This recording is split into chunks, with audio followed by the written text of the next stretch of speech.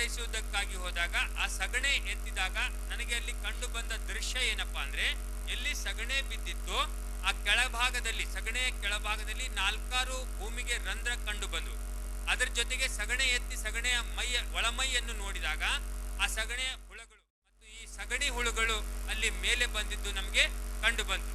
ಇದರ ನೇರ ಅರ್ಥ ಏನಂದ್ರೆ, ನಾವು ನಮ್ಮ ಎರೆಹುಳುಗಳನ್ನು, ನಾಟಿ ಎರೆಹುಳುಗಳನ್ನು ಕೆಲಸಕ್ಕೆ ತೊಡಗಿಸಬೇಕು ಅಂದ್ರೆ ಅಲ್ಲಿ ನಾವು ಸಗಣಿಯ ಬಳಕೆ ಮಾಡಬೇಕು ಅನ್ನೋದು ನಾನು ಕಂಡುಕೊಂಡೆ.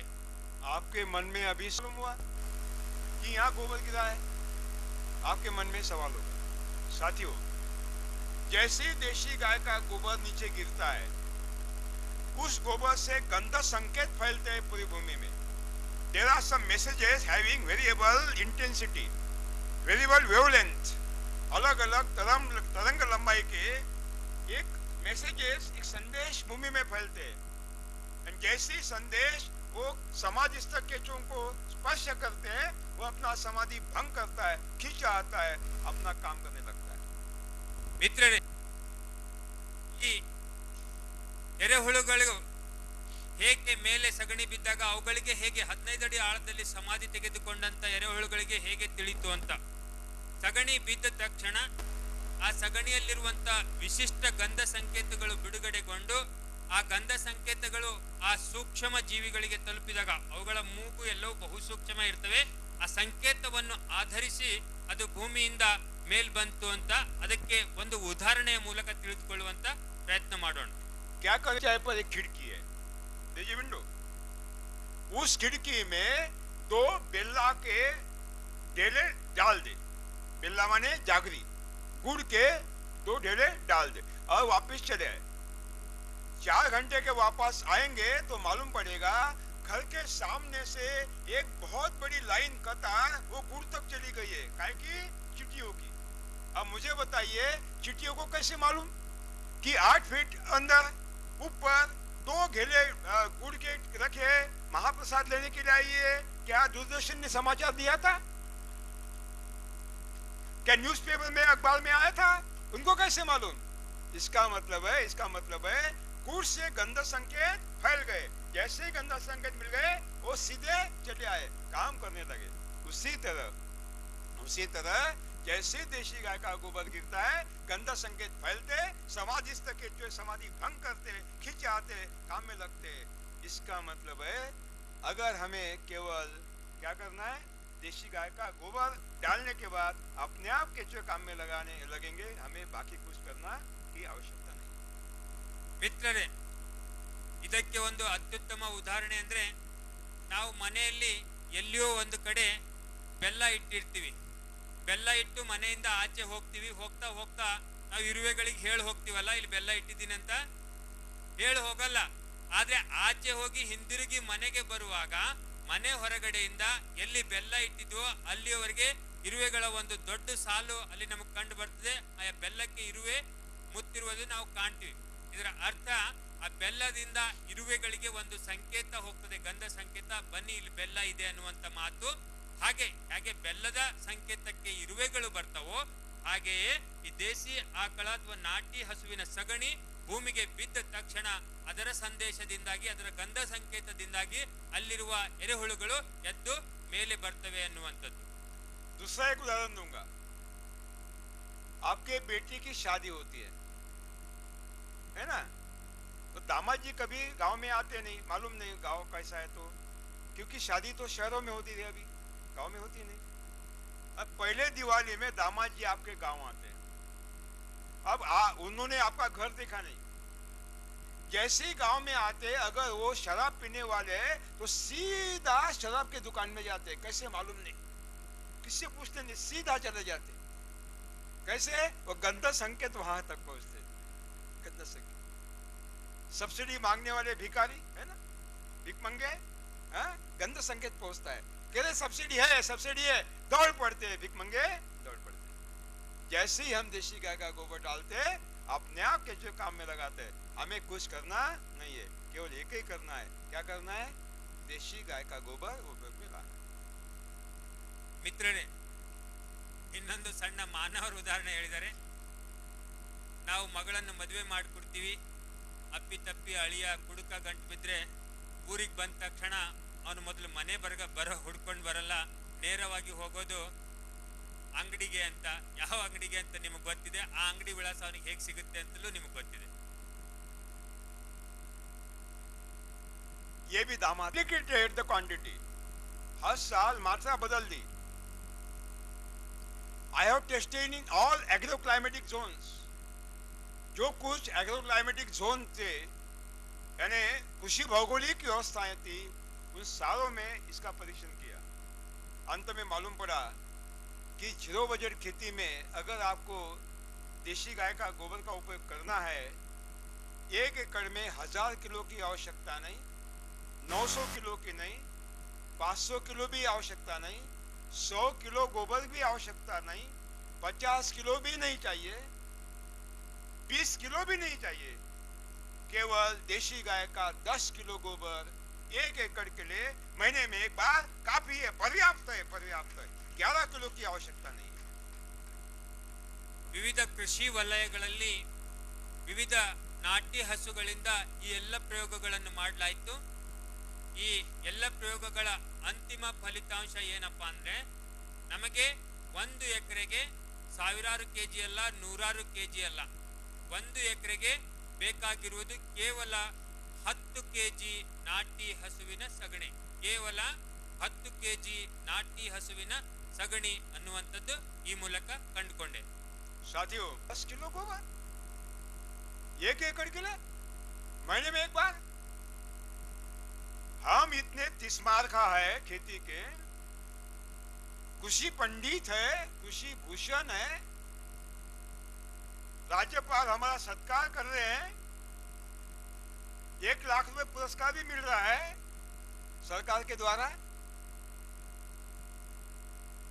इतना रासायनिक खाद डालते, इतना गोबर का खाद डालते, ट्रक ट्रैक्टर से एक खलिया भी डालते, ऑयल के तालाब की मिट्टी भी डालते, खाद भी डालते, सीड भी डालते, जो कुछ मिला डालते रहते, लेकिन हमें उत्पादन नहीं मिलता. और आप बोल रहे हो कुछ भी नहीं डालना है, देशी गाय का 10 किलो गोबर 1 एकड़ के लिए काफी है. मूर्ख बना रहे हो आप. मुझे सवाल पूछोगे. ಮಿತ್ರರೇ, ಇನ್ನು ಮುಂದೆ ನಮ್ಮ ಮನಸ್ಸಿನಲ್ಲಿ ಬರುವಂತ ಪ್ರಶ್ನೆ ಏನಂದ್ರೆ, ನಾವು 10 ಬಂಡಿ ಸಗಣಿ ಗೊಬ್ಬರ ಹಾಕ್ತಾ ಇದ್ದೀವಿ, ಕೆರೆ ಮಣ್ಣು ಹಾಕ್ತಾ ಇದ್ದೀವಿ, ಏನೆಲ್ಲ ಸಿಕ್ಕಿದ್ದೆಲ್ಲ ತಂದು ಹಾಕ್ತಾ ಇದ್ದೀವಿ, ಜೊತೆಗೆ ರಾಸಾಯನಿಕ ಹಾಕ್ತಾ ಇದ್ದೀವಿ. ಇಷ್ಟೆಲ್ಲ ಹಾಕಿದ್ರೂ ಸಹ ನಮಗೆ ಮನಪೂರ್ವಕವಾದ ಬೆಳೆ ಇಳುವರಿ ಬರ್ತಾ ಇಲ್ಲ. ನೀವು ನೋಡಿದ್ರೆ ಕೇವಲ 1 ತಿಂಗಳಿಗೆ 1 ಸಲದಂತೆ 10 ಕೆಜಿ ನಾಟಿ ಹಸುವಿನ ಸಗಣಿ ಆದ್ರೆ ಸಾಕು ಅಂತ ಹೇಳ್ತಾ ಇದ್ದೀರಲ್ಲ, ನಿಜವಾಗಿಯೂ ಇದು ನಮಗೆ ಚಕಿತಗೊಳಿಸ್ತಾ ಇದೆ ಅಂತ ನೀವು ಅನ್ಬಹುದು. साथियों, ये सवाल आपके मन में क्यों आया? कारण आपकी ईश्वर में श्रद्धा नहीं है, आप आध्यात्मिक नहीं हो, आप पाखंडी हो, नास्तिक. अगर नास्तिक नहीं होते तो सवाल आता ही नहीं. आप देख रहे हैं कि जंगल के पौधे खड़े हैं अनगिनत फलों से लदे हुए, कुछ भी नहीं डाला जाता, क्यों मिलता है फल? कभी मन में विचार आया? नहीं आया, नहीं आया, नहीं आया. पोती पुराण पढ़ना, पूजा पाठ करना अध्यात्म नहीं है, ख्याल में रहे. पूजा पाठ करना अध्यात्म नहीं है. सही मायने में ईश्वर जानना है तो प्रकृति को जानो. प्रकृति ईश्वर का संविधान है, प्रकृति ईश्वर है. अज्ञान फैला रहे हूं, ये गलत है. ಮಿತ್ರರೇ, ಇಂಥ ಪ್ರಶ್ನೆಗಳು ನಮ್ಮ ಮನದಲ್ಲಿ ಏಕೆ ಮೂಡ್ತವೆ ಅಂತಂದ್ರೆ, ನಾವು ಯಾವತ್ತು ದೇವರ ಸಂವಿಧಾನವಾದ ಪ್ರಕೃತಿಯನ್ನು ತಿಳಿದುಕೊಳ್ಳುವಂತ ಅಥವಾ ಅದನ್ನು ಅರ್ಥೈಸಿಕೊಳ್ಳುವಂತ ಸೂಕ್ಷ್ಮತೆ ನಮ್ಮ ಮನಸ್ಸಿನಲ್ಲಿ ತಂದುಕೊಂಡೇ ಇಲ್ಲ. ಅದಕ್ಕಾಗಿ ಇಂಥ ಪ್ರಶ್ನೆಗಳು ಮೂಡ್ತವೆ. ಒಂದು ವೇಳೆ ಅವನ ಸಂವಿಧಾನವನ್ನು ನಾವು ಅರ್ಥ ಮಾಡಿಕೊಂಡದ್ದಾದಲ್ಲಿ ಇಂಥ ಪ್ರಶ್ನೆ ಮೂಡುವ ಪ್ರಶ್ನೆಯೇ ಉದ್ಭವಿಸುವುದಿಲ್ಲ. अद्वैत गोबर देती है 11 केजी काउडर. एक बैल एक दिन में औसतन 13 किलो गोबर देता है, 13 केजी. और एक यमदूत भैंस एक दिन में औसतन 15 किलो 15 केजी गोबर देता है. इसका मतलब है एक देशी गाय का एक दिन का 10 किलो गोबर 1 एकड़ के लिए। मैं दोहराना चाहूंगा, एक देशी गाय का एक दिन का 10 किलो गोबर 1 एकड़ के लिए। महीने में कितने बार डालना है? एक बार डालना है। इसका मतलब है एक देशी गाय का 30 दिन का गोबर कितने एकड़ के लिए? 30 एकड़ के लिए। 30 एकड़ के लिए 30। ये गाय लाइए और 30 एकड़ की खेती करिए। आपको बाहर से कुछ भी डालना आवश्यक नहीं है, कुछ भी नहीं डालना है, कुछ भी नहीं डालना है। न तो गोबर का खाद डालना है, न रासायनिक खाद डालना है, न कंपोस्ट वर्मी कंपोस्ट डालना है, कुछ भी नहीं डालना है। केवल एक देशी गाय लाना है और 30 एकड़ की जीरो बेल्ट खेती करना है। ಮಿತ್ರರೇ, ನಮ್ಮಲ್ಲಿ ಒಂದು ನಾಟಿ ಹಸು ಇದ್ರೆ ಅದರ ಸಗಣಿಯ ಮೂಲಕ 30 ಎಕರೆಯಲ್ಲಿ ನೈಸರ್ಗಿಕ ಕೃಷಿ ಮಾಡಬಹುದು ಅಂತ. ಹೇಗೆ ಅನ್ನುವಂಥದ್ದು ನಾವು ತಿಳ್ಕೊಳ್ಳೋಣ. ಒಂದು ನಾಟಿ ಹಸು ಒಂದು ದಿವಸಕ್ಕೆ ಸರಾಸರಿ 10 ಕೆಜಿ ಸಗಣಿ ಹಾಕ್ತದೆ. ಆ 10 ಕೆಜಿ ಸಗಣಿಯನ್ನು ನಾವು ಎಲ್ಲಿ ಉಪಯೋಗ ತರ್ತಾ ಇದೀವಿ? 1 ಎಕರೆಗೆ 1 ತಿಂಗಳಲ್ಲಿ 1 ಸಲದಂತೆ ಉಪಯೋಗದಲ್ಲಿ ತರ್ತಾ ಇದೀವಿ. 1 ಎಕರೆಗೆ 1 ತಿಂಗಳಿಗೆ 1 ಸಲದಂತೆ 10 ಕೆಜಿ ಸಗಣಿ ಅಂದ್ರೆ 1 ದಿವಸದ ನಾಟಿ ಹಸುವಿನ ಸಗಣಿ 1 ಎಕರೆಗೆ. 1 ತಿಂಗಳಲ್ಲಿ 30 ದಿವಸ ಇರೋದ್ರಿಂದ 30 ದಿವಸಗಳಲ್ಲಿ 30 ಎಕರೆಗೆ 1 ನಾಟಿ ಹಸುವಿನ ಸಗಣಿ ಸಾಕು. ಅಂದ್ರೆ 1 ನಾಟಿ ಹಸು ನಮ್ಮಲ್ಲಿದ್ರೆ 30 ಎಕರೆಯಲ್ಲಿ ನೈಸರ್ಗಿಕ ಕೃಷಿ ಮಾಡಲಿಕ್ಕೆ ಸಾಧ್ಯ. बांग्लादेश में हवा में ज्यादा नमी होती है, मॉइस्चर होता है, इसलिए पंखी की आवश्यकता होती है ना। ठीक है, ठीक नहीं, ठीक है, ठीक, ओके, इट्स ओके। ये प्रदूषण कर रहा है। भारत बांग्लादेश के बॉर्डर पर खड़ा है, ये ज्यादा प्रदूषण कर रहा है। सारा प्रदूषण बॉर्डर ही करते हैं, देश नहीं करते। सही बात है ना साथियों?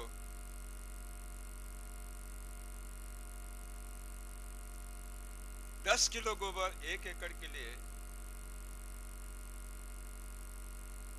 किस रूप में?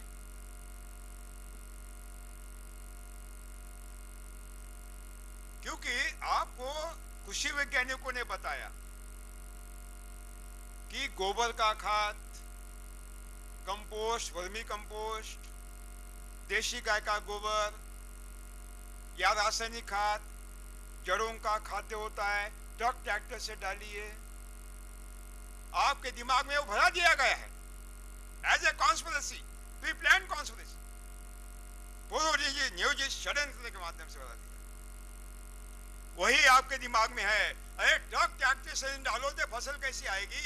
10 किलो से क्या होगा? आपके मन में सवाल है, क्योंकि ये कृषि वैज्ञानिकों का महापाप है जो आपके मन में भर दिया कि ऊपर से डालना ही पड़ता है। ಮಿತ್ರರೇ, 10 ಕೆಜಿಯಷ್ಟು देसी ಆಕಳ ಸಗಣಿ तो बोल रहे हैं कि गोबर का खाद, गोबर किसी जड़ का खाद्य नहीं है। ये 10 किलो क्यों बुलाया? 10 किलो क्यों बता रहे हैं? आपके मन में सवाल हो, इसलिए बता रहा हूं कि ये 10 किलो गोबर मैं खाद के रूप में नहीं बजा रहा हूं। 10 किलो गोबर खाद के रूप में नहीं बता रहा हूं, क्योंकि खाद किसी का जड़ का खाद्य है ही नहीं। अनंत करोड़ जीवाणु के जामन के रूप में बता रहा हूं। अनंत करोड़ जीवाणु का जोड़न के रूप में, कल्चर के रूप में बता रहा हूं। हमें खाद नहीं चाहिए, हमें क्या चाहिए? जीवाणु का क्या चाहिए? हेप्पू चाहिए, जोड़न चाहिए, कल्चर चाहिए। 10 किलो गोबर हमें जोड़न के रूप में चाहिए, जामन के रूप में चाहिए, कल्चर के रूप में चाहिए, हेप्पू के रूप में चाहिए, खाद के रूप में नहीं, खाद के रूप में नहीं। ಮಿತ್ರರೇ, ಯಾವಾಗ ನಾವು ಯಾವುದೇ ಗೊಬ್ಬರ ಯಾವುದೇ ಬೆಳೆಯ ಆಹಾರ ಅಲ್ಲ ಅನ್ನುವಂಥದ್ದು ಹೇಳ್ತೀವಿ, ಆವಾಗ ನೀವು ಕೇಳೋದು ಸಹಜ, ಆಹಾರ ಅಲ್ಲದೆ ಇದ್ರೆ ಆ 10 ಕೆಜಿ ಆದ್ರೂ ಯಾಕೆ ಬೇಕು, ಇಲ್ಲದೆ ನಡೆಯುವಲ್ವಾ ಅನ್ನುವಂಥದ್ದು ನಿಮ್ಮ ಪ್ರಶ್ನೆ. ನಾವು ವಾಸ್ತವವಾಗಿ ಇಲ್ಲಿ 10 ಕೆಜಿಯನ್ನು ಬಳಸ್ತಾ ಇದ್ದೀವಿ, ಅದು ಆಹಾರವಾಗಿ ಬಳಸ್ತಾ ಇಲ್ಲ. ಅದು ಆಹಾರ ಅಲ್ಲೇ ಅಲ್ಲ, ಅದಕ್ಕಾಗಿ ಅದು ಆಹಾರ ಅಲ್ಲ. ಈ 10 ಕೆಜಿ ಸಗಣಿಯನ್ನು ನಾವು ಹೆಪ್ಪಿನ ರೂಪದಲ್ಲಿ, ನಮಗೆ ಉಪಯುಕ್ತವಾದ ಅನಂತ ಕೋಟಿ ಸೂಕ್ಷ್ಮ ಜೀವಾಣುಗಳ ಹೆಪ್ಪಿನ ರೂಪದಲ್ಲಿ ಅದನ್ನು ನಾವು ಭೂಮಿಗೆ ಉಪಯೋಗಿಸ್ತಾ ಇದ್ದೀವಿ. ಅದರ ಮೂಲಕ ಭೂ ಫಲವತ್ತತೆ ಹೆಚ್ಚು ಮಾಡುವಂತ ಪ್ರಯಾಸ ಪಡ್ತಾ ಇದ್ದೀವಿ. एक उदाहरण दूंगा। 200 लीटर दूध, दूध को क्या बोलते हैं? हल। 200 लीटर मिल्क, 200 लीटर हॉल दूध। शाम को हमारी माता या पत्नी 1 चमचा दही कर्ड एज ए कल्चर भूमि में उस दूध में डालते। 1 चमचा दही एज ए कल्चर जोरन के रूप में, हेप्पू के रूप में उस दूध में डालते। 1 चम्मच दही में कितने जीवाणु? 500 करोड़ लैक्टोबैसिलस। लेकिन दूसरे दिन सुबह देखोगे 250 लीटर दूध का क्या बनता है? दही बन जाता है। कितने जीवाणु बढ़ गए? परार्ध करोड़। हमारे मित्र विजय भाटकर का सुपर कंप्यूटर बंद हो जाएगा, माप नहीं सकेगा इतने जीवाणु। यानी 200 लीटर दूध में केवल 1 चमचा कर्ड चाहिए, दही चाहिए, जोरन के रूप में, हेप्पू के रूप में, जामन के रूप में, कल्चर के रूप में। तो 1 एकड़ भूमि के लिए 10 किलो गोबर काय के रूप में चाहिए? जोरन के रूप में चाहिए, कल्चर के रूप में चाहिए, हेप्पू के रूप में चाहिए, खाद के रूप में नहीं चाहिए। ಮಿತ್ರರೇ, ಇದನ್ನು ನಾವು ಒಂದು ಸುಂದರ ನಮ್ಮದೇ ಮನೆಯ ಉದಾಹರಣೆಯ ಮೂಲಕ ತಿಳಿದುಕೊಳ್ಳಬಹುದು. ನಮ್ಮ ತಾಯಂದಿರು ಏನ್ ಮಾಡ್ತಾರೆ, ಪ್ರತಿದಿನ ಸಾಯಂಕಾಲ ಆದಂತೆ ದಿನ ಎಲ್ಲ ಕಾಯಿಸಿದ ಹಾಲು, ಎಲ್ಲರೂ ಹಾಲು ಊಟ ಮಾಡಿ ಆದ್ಮೇಲೆ ಮಿಕ್ಕಿದ್ದ ಹಾಲು ಏನ್ ಮಾಡ್ತಾರೆ, ಮೊಸರು ಮಾಡೋದಕ್ಕೆ ಹೆಪ್ಪು ಹಾಕ್ತಾರೆ. ಹಂಡೆ ತುಂಬಾ ಹಾಲಿದ್ರೆ ಹಾಕುವ ಹೆಪ್ಪು ಎಷ್ಟಿರುತ್ತೆ? ಸುಮ್ಮನೆ ಆ ಮೊಸರಿನ ಕುಡಿಕೆಯಲ್ಲಿ ಕೈ ಎದ್ದಿ ಹಾಲಿಗೆ ಕೈ ಎದ್ದು ಬಿಟ್ರೆ ಬೆಳಗ್ಗಿನವರೆಗೆ ಅದೇನಾಗ್ತದೆ, ಇಡೀ ಕುಡಿಕೆಯಲ್ಲಿರುವ ಹಾಲೆಲ್ಲ ಮೊಸರಾಗಿ ಪರಿವರ್ತನೆ ಆಗ್ತದೆ. ಹಾಕಿದಂತ ಜೀವಾಣುಗಳ ಸಂಖ್ಯೆ ಕೆಲವು ಕೋಟಿಗಳಾದ್ರೆ ಮಾರನೇ ದಿವಸ ಅನಂತ ಕೋಟಿ, ಎಣಿಕೆಗೆ ಅಸಾಧ್ಯವಾದಷ್ಟು ಆ ಜೀವಾಣುಗಳ ಸಂಖ್ಯೆ ಆ ಮೊಸರಿನಲ್ಲಿ ವೃದ್ಧಿಯಾಗ್ತದೆ. ಹಾಗೆ ಹಾಲನ್ನು ಮೊಸರಾಗಿ ಪರಿವರ್ತಿಸುವುದಕ್ಕೆ ಹೆಪ್ಪನ್ನು ನಾವು ಉಪಯೋಗಿಸ್ತಿದ್ದೀವೋ, ಹಾಗೆ ಇಲ್ಲಿ ನಮ್ಮ ಭೂಮಿ ಎಂಬುವ ಹಾಲನ್ನು ಫಲವತ್ತಾದ ಮೊಸರಾಗಿ ಪರಿವರ್ತನೆ ಮಾಡೋದಕ್ಕೆ ಆ ಭೂಮಿಗೆ ಈ ಸೂಕ್ಷ್ಮ ಜೀವಾಣುಗಳ ಹೆಪ್ಪಿನ ರೂಪದಲ್ಲಿ 10 kg ಸಗಣಿಯನ್ನು ನಾವು ಬಳಸ್ತಾ ಇದ್ದೀವಿ, ಹೊರತಾಗಿ ಗೊಬ್ಬರ ರೂಪದಲ್ಲಿ ಅಲ್ಲ ಅನ್ನುವಂಥದ್ದು ತಮ್ಮ ಗಮನಕ್ಕೆ ತರಲಿಕ್ಕೆ. 200 लीटर पानी में घोल बनाकर मैंने उपयोग किया, परिणाम मिले, लेकिन चमत्कार नहीं मिला। और आज की ये नई नस्ल, न्यू जनरेशन चमत्कार चाहती है, चमत्कार, मिरेकल रिजल्ट चाहती है। तो मैंने सोचा कि अगर चमत्कार चाहते, रिजल्ट हमें तुरंत देना है, तो जीवाणु की संख्या बढ़ाना पड़ेगा। 1 ग्राम में 300 करोड़ जीवाणु, 10 किलो गोबर में कितना? हमारे आइंस्टाइन बैठे यहाँ कैलकुलेटर लेकर। 1 ग्राम में 300 crore multiplied by 10 kg cow dung कितना होता है? यहाँ आइंस्टाइन बसे, न्यूटन बैठे। 30 lakh crore, 30 lakh crore. That means in भारतीय सांख्यिकी शास्त्र में 1 लाख करोड़ को एक महापद्म कहते हैं, 30 महापद्म। यानी 10 किलो अगर गोबर, तो एक ही तरीका है, वो है सेल डिवीजन, कोशिका विभाजन, पेशिका विभाजन, सेल डिवीजन, एक ही तरीका है। ಮಿತ್ರರೇ, ನಾವು 10 kg ಸಗಣಿಯನ್ನು ಹೆಪ್ಪಿನ ರೂಪದಲ್ಲಿ ಬಳಸಿ ನೋಡಿದಿವಿ. 10 kg ಸಗಣಿ ತಗೊಂಡು ಅದನ್ನು 200 ಲೀಟರ್ ನೀರಿಗೆ ಬೆರೆಸಿ ಅಂಗಳಕ್ಕೆ ಚಳಿ ಹೊಡೆಯುವಂತೆ ಆ 1 ಎಕರೆ ಪ್ರದೇಶಕ್ಕೆ ಚಳಿ ಹಾಕಿ ಅದರ ಫಲಿತಾಂಶ ನೋಡಿದೆ. ಫಲಿತಾಂಶ ಸಮಾಧಾನಕಾರಕವಾಗಿದ್ದು. ಆದ್ರೆ ಇವತ್ತು ನಮ್ಮ ಯುವ ಪೀಳಿಗೆ ಏನಿದೆ, ಅವರಿಗೆ ಸಮಾಧಾನಕಾರಕ ಫಲಿತಾಂಶಗಳಿಂದ ಸಮಾಧಾನ ಆಗೋದಿಲ್ಲ. ಚಮತ್ಕಾರಿಕ ಫಲಿತಾಂಶಗಳೇನಾದ್ರೂ ಕಂಡು ಬಂದ್ರೆ ಮಾತ್ರ ಅವ್ರು ನಮ್ಮೆಡೆಗೆ ಬರ್ತಾರೆ ಅನ್ನುವಂಥದ್ದನ್ನು ಸಹ ನಾ ಕಂಡುಕೊಂಡೆ. ಹಾಗಾಗಿ ನಮ್ಮ ಯುವ ಜನತೆ ಬಯಸುವಂತ ಈ speedily to enhance the population of the microorganism, the fermentation process is the best way. किण्वन क्रिया बहुत ही असरदार तरीका है। तो मैंने सोचा किण्वन क्रिया को काम में लगाना है। ಯಾವಾಗ ಈ ಕೇವಲ 30 ಲಕ್ಷ ಕೋಟಿ ಸೂಕ್ಷ್ಮ ಜೀವಾಣುಗಳ ಸಂಖ್ಯೆ ಸಾಲೋದಿಲ್ಲ, ಅಗಣಿತ ಸಂಖ್ಯೆಯಲ್ಲಿ ಬೇಕು. ಒಂದು ಹಾಲು ಮೊಸರಾಗುವುದನ್ನು ನೋಡಿದ್ದೀವಲ್ಲ, ಹಾಗೆ ಈ ಕಳೆಯುವ ಮೂಲಕ ಇವುಗಳ ಸಂಖ್ಯೆ ವೃದ್ಧಿ ಮಾಡಲಿಕ್ಕೆ ಸಾಧ್ಯ. कन्नड़ में क्या कहते हैं? कड़ेवी। मालूम है, मालूम है. Says fundamental science says that fermentation process is enhanced by the sweet. तो मन में सोचा कि अगर हम देशी गाय के गोबर के साथ कुछ मीठा पदार्थ मिलाए तो क्या होगा. प्रयोग चालू कर दिए. उसमें ये व्हाइट शुगर भी मिलाया, चीनी 1 किलो से लेकर 10 किलो तक अलग अलग मात्रा में. ये बेल्ला भी मिलाया, गुड़, जागरी 1 किलो से लेकर 10 किलो तक अलग अलग मात्रा में. मीठे फलों का पल्प, गुदा भी मिलाया 1 किलो से लेकर 10 किलो अलग अलग मात्रा में. इतना नहीं, गन्ने का रस भी 1 से लेकर 10 किलो अलग अलग मात्रा में उपयोग किया. गन्ने के टुकड़े भी अलग अलग मात्रा में उपयोग किए.